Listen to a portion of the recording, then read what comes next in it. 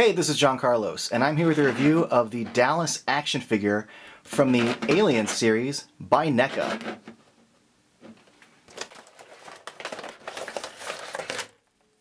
Now, I'm pretty sure this Dallas action figure is the same figure as the Kane figure, just with a different head and then pink paint instead of yellow. But that's fine, because that's what the suit looked like in the movie.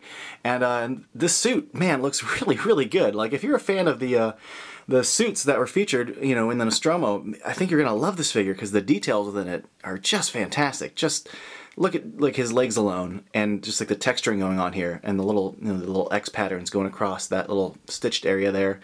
But also just the way the material bunches here, where the little wrinkles right there, really solid sculpting. Also just like the grooved pattern of the fabric looks good.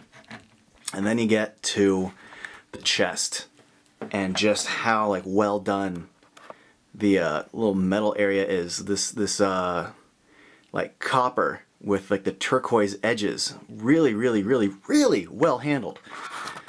Here you go in for a closer look and you just see how good that looks. I mean, as far as plastic goes, they did a great job painting it to read like metal. Just like, you know, the Dallas wording, the little Nostromo icon right there in the middle. Look, the silver paint along those straps. Nice paint going on here. The little color doodads there on his wrist thing. I can't rave enough about how well detailed this is within sculpting and within painting. Even just the dirtying up of these pads. They could just be white, but they gave it kind of an off-white. And the gack on his back looks awesome. The knobs look good. Again, the copper and the turquoise, the little paint details, just awesome. And then his neck area looks good too.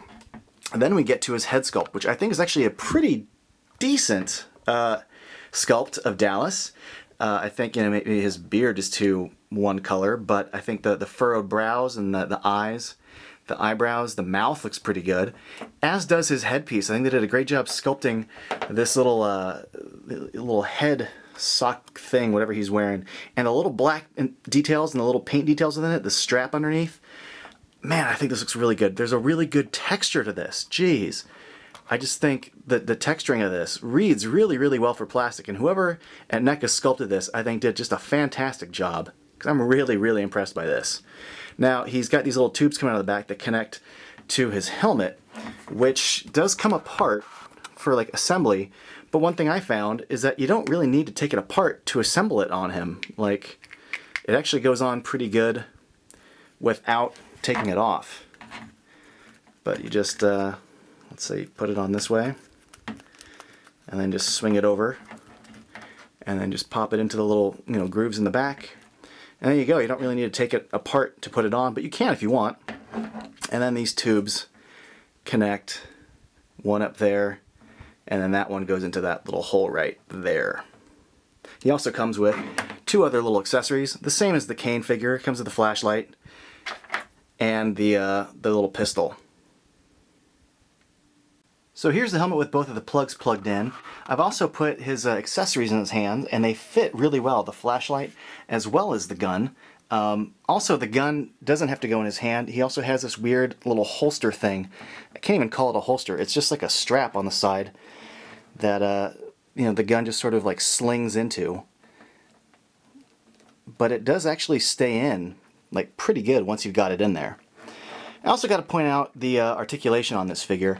It's got the basic shoulder joints and the bicep cut. There's a neck swivel and the mid-torso cut, and the mid-torso does actually move really well.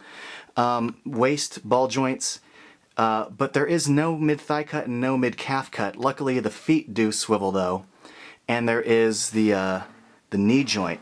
The only kind of issue I have, and it's not a big one, but the suit is so thick that you get like really weak elbow articulation. You can barely get any range of motion out of them at all. Other than that though, this is a pretty awesome figure. I like that we actually have like Tom Skerritt's head in there, unlike the Kane figure, because you know, John Hurt doesn't give his likeness rights out for figures, which is why that figure had to come with the face hugger on it. Luckily that worked out for that figure, but it's nice to like actually have the actor as the likeness for the figure. And I think this figure turned out great. Like, if you're a fan of Alien and you love Dallas, and Dallas is a pretty awesome character, you're probably going to like this figure. I certainly do. Thanks for watching.